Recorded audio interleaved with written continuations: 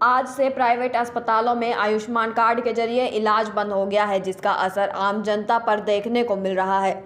दरअसल 2018 से प्रधानमंत्री मोदी ने आयुष्मान कार्ड योजना शुरू की थी, जिसके तहत 5 लाख तक का मुफ्त इलाज दिया जाता है। लेकिन अब प्राइवेट अस्पतालों ने आईएमए के ऐलान पर आयुष्मान कार्ड के जरिए इलाज करना बंद कर दिया है। इस बारे में जानकारी देते हुए अम्बाला आईएमए डॉक्टर सरवाल ने बताया कि आज से पूर्ण तरीके से इलाज को बंद किया गया है, क्योंकि अस्पतालों का बहुत सा पैसा बकाया है। जबकि जब भी किसी मरीज का इलाज होता है तो अस्पताल को इस वक्त खर्चा जो है वह देना पड़ता है। जैसे कि अगर किसी को एनेस्थीसिया लगाया गया है तो स्पेशलिस्ट को भी पेमेंट करनी होती है। इसके अलावा बिजली का बिल और भी कई खर्चे होते हैं। लेकिन काफ़ी समय बीत जाने के बावजूद उन्हें उनका पैसा नहीं मिला है और अगली कॉल तक आयुष्मान कार्ड की सेवाएं बंद रहेंगी।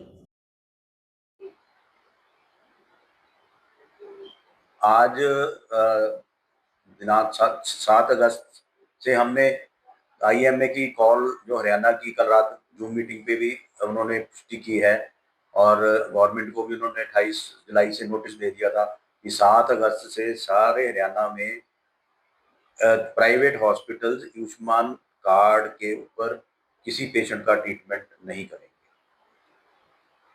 इसके पीछे देखो, मेन कारण तो आर्थिक तंगी है जो हॉस्पिटल्स को उठानी पड़ रही है।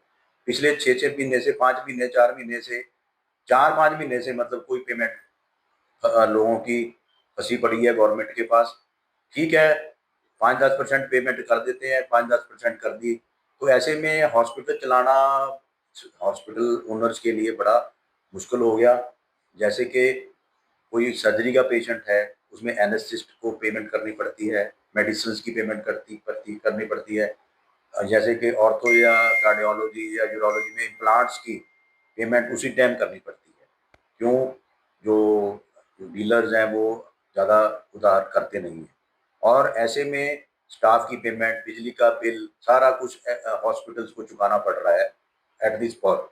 और जब ये स्कीम प्रधानमंत्री मोदी जी ने 2018 में लागू की थी, उस टाइम जब एमओयू हुआ था उसमें ये था भी जो पेमेंट है आपको 15 दिन के बाद मिल जाएगी, मैक्सिमम 15-20 दिन के अंदर अंदर मिल जाएगी।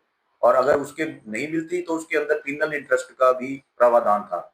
हम तो ये चाहते हैं भी ये पेमेंट 15-20 दिन या मैक्सिमम टू मैक्सिमम मंथली हो जाए, ताकि हॉस्पिटल ओनर्स के लिए कोई प्रॉब्लम ना आए। हाँ, ये स्कीम बड़ी अच्छी है, गरीब आदमियों के लिए बड़ी अच्छी स्कीम है और आम आदमी इसमें बहुत फायदा उठा रहा है। पीछे इलेक्शंस में भी हमने, कैंपेनिंग में भी, यहाँ भी हमने बीजेपी के सपोर्ट में जो कैंपेनिंग करी है, पेशेंट्स को बताते थे, उनको सक्सेस स्टोरी बनती थी कि ये बीजेपी गवर्नमेंट की अच्छी स्कीम है और इससे गवर्नमेंट की छवि बनती है।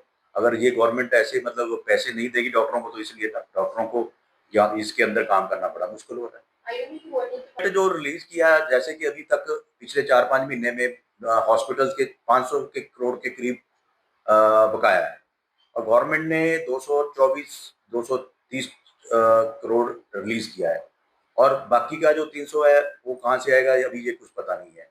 कह रहे हैं अभी मानसून सेशन होगा, उसमें हम बजट का प्रावधान कराएंगे, तो वो 22 को होगा और उसके बाद आगे फिर कितना टाइम लगता है और इतने में और पाइल अप होते रहेंगे। तो ऐसे में बड़ा काम करना डॉक्टर हॉस्पिटल के लिए मुश्किल है। मेरी यही प्रार्थना है सरकार से कि इसको स्ट्रीमलाइन किया जाए पेमेंट्स को और अननेसेसरी डिडक्शन नहीं होनी चाहिए, ताकि ये आम लोगों के लिए अच्छी सुविधा मिलती है।